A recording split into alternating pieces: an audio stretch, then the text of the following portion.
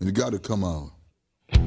I'm David Varley, and this is the Talk Property Podcast. Today's guest is James Mickey. Hello, James. Good morning, David. How are we? I'm very well indeed. A little spy told me that you used to play snooker in the 90s with some of those reprobates like Jimmy White. Yeah. I mean, yeah. Well, In fact, let me rephrase that because it's not good. I won't say reprobates. I'd say reprobates. My God, it was David. The 90s were classed as the noughties, and that's all it were. It were absolutely crazy times. Alex Higgins, Jimmy White, Cliff Thorburn. You know, all the old school players who I grew up with during the 80s. See Alex Higgins down in, 5 or 6 pints while he was playing. Well, in all honesty, you had Bill Werbenick that used to do 35 pints while he played. 35 pints. I mean, I think he was on beta blockers as well to try and slow his heart rate down. How the hell he could even, hold a cue and hit a ball, I never knew. Alex had probably down a bottle of vodka while he played. I'd smoked 60 fags. You could smoke on TV then. And then obviously there were the extracurricular things that went on afterwards when you all went out. Well, I've got to ask you about that. What's your favourite story? One you can tell. Got to be very careful.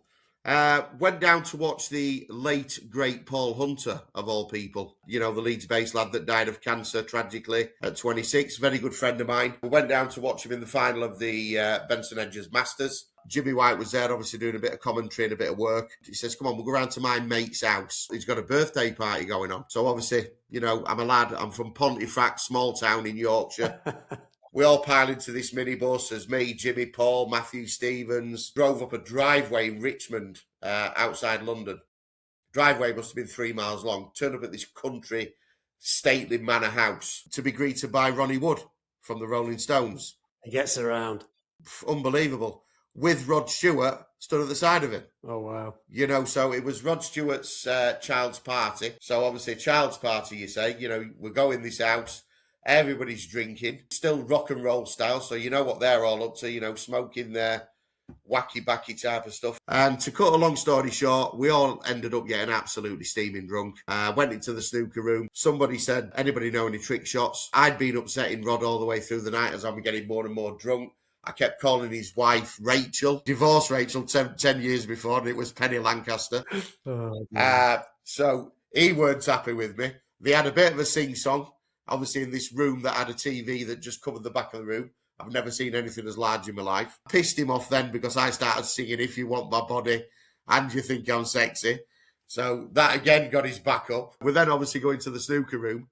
And I did the old trick shot where you lay the person across the table, put the chalk in the person's mouth and pop the ball out of the chalk. I wonder who that was. So obviously Penny Lancaster, who had the shortest dress on you've ever seen. You could see steam coming out of Rod Stewart's ears. I've then proceeded to try and pop the black ball out of her mouth, and I've smashed the white ball straight into her eye. So that was it. Rod Stewart's literally dragged her off, got his kids and left. Then got Ronnie Wood going absolutely mental with me. But the moral to the story is, obviously I've told everybody when I've come home where I've been and what I've been doing on the weekend. The Sun newspaper on Monday morning shows Rod Stewart walking in Hyde Park with Penny Lancaster, and she's got dark glasses on with a massive black eye, and the headline was, what has Rod been doing to Penny? And obviously I'm telling everybody, that were me. I did that. The good old days. The good old days, yeah, the good old days. And I love the way you talk. You are part of the Circle UK group. What sort of services do you offer, James? We've just rebranded after 10 years, in all honesty. So we've rebranded, but we still offer the same solutions what we did before. We offer security and facilities management services. But instead of, like most of the companies will come and tell you what you want, we do a full risk management portfolio. So we will come, risk assess, and then give you options for you to make your choice. We've only just started doing it this last few months, and the clients love it more than obviously someone coming in saying, you need this, you need that, you need the other, instead of giving him tailored solutions. Obviously, CCTV, it's on the tip of everybody's tongue. Everybody seems to be installing it at the moment. Home and businesses, of course, which is what you deal with. But what kind of CCTV equipment do you usually install on sites? Most of our systems are obviously for commercial buildings. We don't do domestic, we don't do properties. Obviously, like your Verisures and the things you can buy from Argos. Obviously, for insurance purposes. Most of these companies, through the insurance company, have got to have certain grades of cameras with monitoring. We will go along, do the risk assessment, obviously work with the insurance company, work with the commercial building to say, this is what you need. These are the options that we can do for you. We work very, very closely on with construction sites. We're working very closely with a lot of top-end warehousing companies now. I was expecting coming back to work and it being absolutely dead, and we have been so busy because of referrals from other companies. And, we're a company that people can trust. We get the job done first time. If we don't, we hold our hands up, but we make sure it's done right second time. The services that we've got, the man guarding, the K9 units. We've got the towers that obviously a lot of people have on sites. We're also integrating some artificial intelligence into all our tech shortly, so watch this space. Once a client's happy with a quote, how do you sort of keep in touch with them and keep them updated throughout the process? As you know, David, we met at the Property Connect networking. I'm a people's person, I'm hands-on, and obviously you just keep the client informed all the way through. I'm not a person where I just rely on emails. I've got to say this because the younger generation send an email and hide behind it. To me, it's a waste of time. Make a phone call, then follow by the email, or even go meet in person. We did meet there. We met at the one in Leeds, and it's a really impressive network that's grown quite quickly, hasn't it? It has. It's grown massively.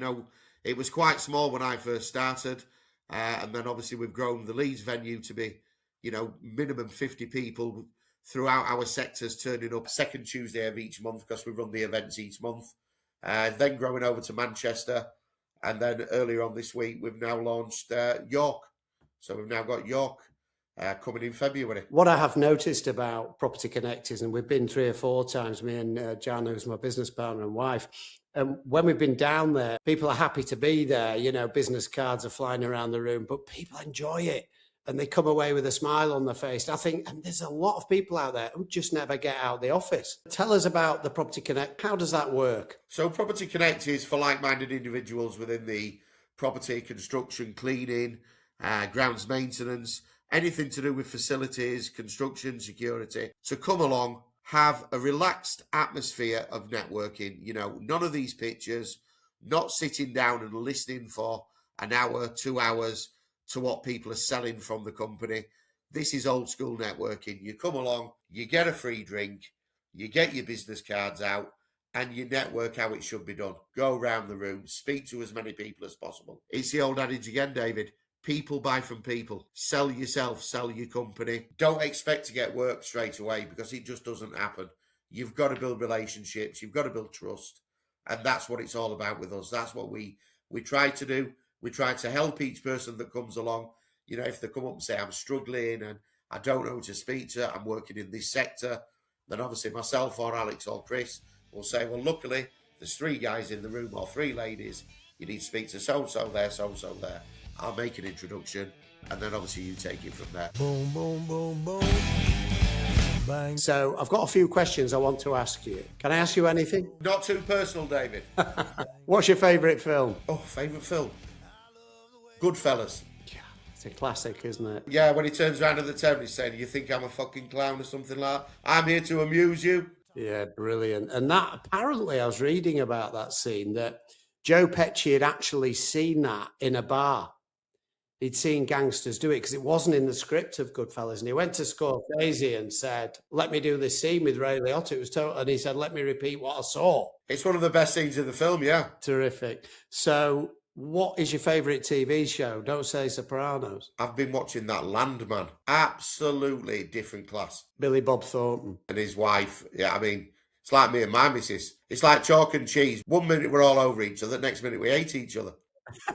Every marriage is like that, mate. I've watched that show, and it's based in Midland in Texas, where I've actually been, believe it or not. I actually made a film out there for the BBC years and years ago about female boxing, of all things, with Steve Budd. Brings back a lot of memories, that. So moving on from film, who is your favourite actor?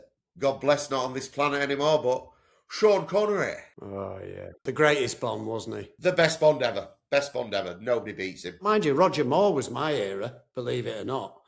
I sort of grew up with Roger Moore, but he turned it a bit into a comedy, didn't he? I've got a house not far from me, just down the outskirts of a little village called Darrington. And Roger Moore lived there. Wow. It was a singer who he was dating, and this lady owned the house. Obviously, they never got married. He just came and apparently, it's alleged, I don't know if it's true, allegedly moved in there for a couple of years. All right, well, let's go on to favourite place in the world. Got to be Thailand. The land of smiles. Koh Phi Phi, Phuket, Koh Samui. Is it the people, isn't it? The great, aren't The people and the relaxed atmosphere and the lifestyle over there. I love seafood. I know everybody's going to look at me and go, yeah, you seafood and eat it. But obviously, I love seafood and it's so cheap out there. Thank you, James, for coming on the show. Really, really enjoyed it. Perfect. Anyone listening wants to find out more about James's website, it's circleukgroup.co.uk. I'm David Varley. Thanks for listening to Talk Property. If you like what we're doing, give us a follow. Boom, boom, boom, boom. Bang, bang, bang, bang. Boom, boom, boom, boom. Bang, bang, bang, bang. I love the way you walk, and I love the way you talk.